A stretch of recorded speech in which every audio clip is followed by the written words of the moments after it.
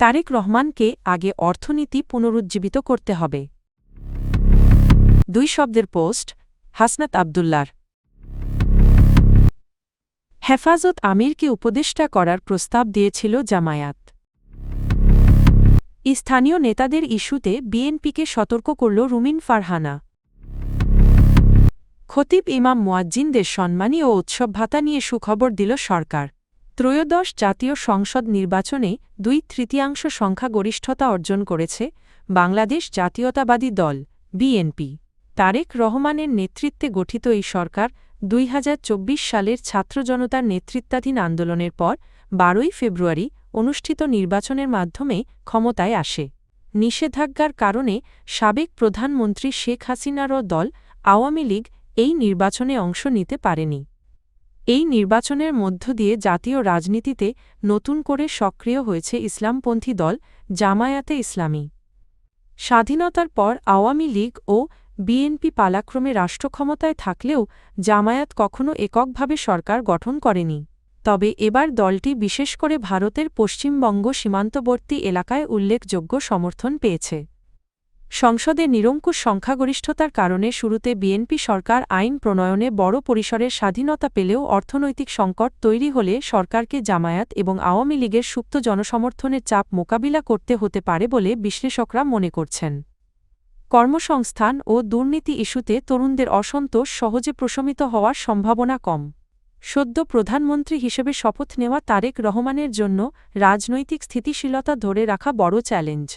তার সরকারের সাফল্য অনেকটাই নির্ভর করবে অর্থনীতি পুনরুদ্ধারের ওপর। ত্রয়োদশ জাতীয় সংসদ নির্বাচনে কুমিল্লা -4 দেবিদ্বার আসন থেকে নবনির্বাচিত সংসদ সদস্য ও ন্যাশনাল সিটিজেন্স পার্টি এনসিপি এর মুখ্য সংগঠক হাসনাত আবদুল্লাহ হঠাৎ সামাজিক যোগাযোগ মাধ্যম ফেসবুকে একটি সংক্ষিপ্ত স্ট্যাটাস দিয়েছেন।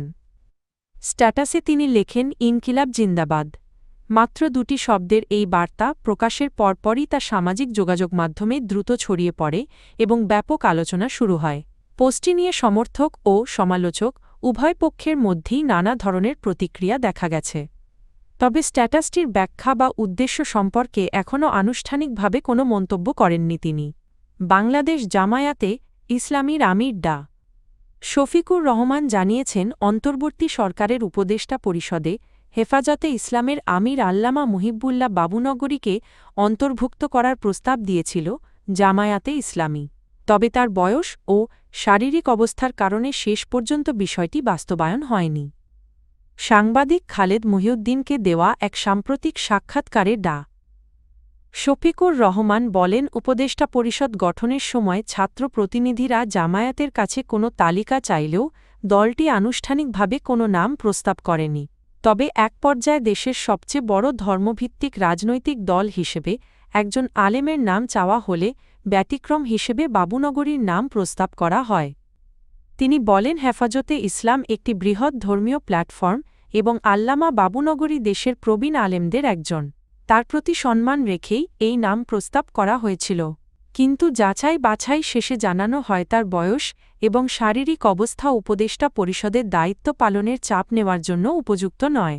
ব্রাহ্মণবাড়িয়ার সরাইলে বিএনপি নেতাকর্মীদের বাধার মুখে শহীদ মিনারে শ্রদ্ধা জানাতে পারেননি ব্রাহ্মণবাড়িয়া -2 আসন থেকে সদ্য নির্বাচিত স্বতন্ত্র সংসদ সদস্য ও বিএনপির সাবেক নেত্রী ব্যারিস্টার রুমিন ফারহানা। এ ঘটনায় স্থানীয় নেতাকর্মীদের নিয়ন্ত্রণে ব্যর্থতা নিয়ে বাংলাদেশ জাতীয়তাবাদী দল বিএনপিকে প্রকাশ্যে সতর্ক করেছেন তিনি। ঘটনার দিন আন্তর্জাতিক মাতৃভাষা ও শহীদ দিবস উপলক্ষে রাত 11:15টার দিকে সরাইল শহীদ মিনারে পুষ্পস্তবক অর্পণ করতে যান রুমিন ফারহানা। সে সময় পুষ্পস্তবক হাতে শহীদ বেদির সামনে অবস্থান নেওয়ার পর সরাইল উপজেলা বিএনপির সাবেক সাধারণ সম্পাদক আনোয়ার হোসেনের নেতৃত্বে বিএনপির একদল নেতাকর্মী ভুয়া স্লোগান দিতে শুরু করেন। প্রত্যক্ষদর্শীরা জানানে নিয়ে দুই পক্ষের মধ্যে উত্তেজনা সৃষ্টি হয়।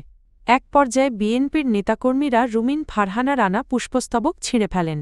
পুলিশি হস্তক্ষেপে পরিস্থিতি নিয়ন্ত্রণে এলেও শেষ পর্যন্ত ফুল না দিয়েই কর্মী সমর্থকদের প্রহরায় শহীদ মিনার এলাকা ত্যাগ করেন তিনি। নির্বাচনী প্রতিশ্রুতি বাস্তবায়নের অংশ হিসেবে মসজিদের খতিব ইমাম ও মুয়াজ্জিনদের সম্মানী ও উৎসব ভাতা দেওয়ার সিদ্ধান্ত নিয়েছে বাংলাদেশ জাতীয়তাবাদী দল বিএনপি সরকার। প্রধানমন্ত্রীর নির্দেশনায় এই সিদ্ধান্ত গ্রহণ করা হয়েছে। শনিবার দুপুরে তেজগাঁও প্রধানমন্ত্রীর কার্যালয়ের গেটে সাংবাদিকদের এ তথ্য জানান প্রধানমন্ত্রীর উপদেষ্টা মাহদী আমিন। এ সময় স্থানীয় সরকার ও সমবায় প্রতিমন্ত্রী শাহে আলম উপস্থিত ছিলেন। মাহদী আমিন জানান ঈদুল ফিতরের আগেই পর্যায়ক্রমে এই কার্যক্রম শুরু করার প্রস্তুতি সম্পন্ন হয়েছে। প্রাথমিকভাবে দেশের কিছু এলাকায় খতিব ইমাম ও মুয়াজ্জিনদের সম্মানী ভাতা প্রদান করা হবে। পরে ধাপে ধাপে সারা দেশে এই কার্যক্রম সম্প্রসারণ করা হবে। তিনি বলেন, নির্বাচনের আগে ধর্মীয় ব্যক্তিত্বদের সম্মানী ও উৎসব ভাতা দেওয়ার প্রতিশ্রুতি দিয়েছিল বিএনপি। ক্ষমতায় এসে সেই অঙ্গীকার বাস্তবায়নের উদ্যোগ নেওয়া হয়েছে। এদিকে প্রধানমন্ত্রীর প্রেস সচিব সালেহ শিবলি জানান, শনিবার ছিল প্রধানমন্ত্রী তারেক রহমান এর তৃতীয় কর্মদিবস। এদিন তিনি তেজগাঁও কার্যালয়ে প্রথমবারের মতো দাপ্তরিক কার্যক্রমে অংশ নেন।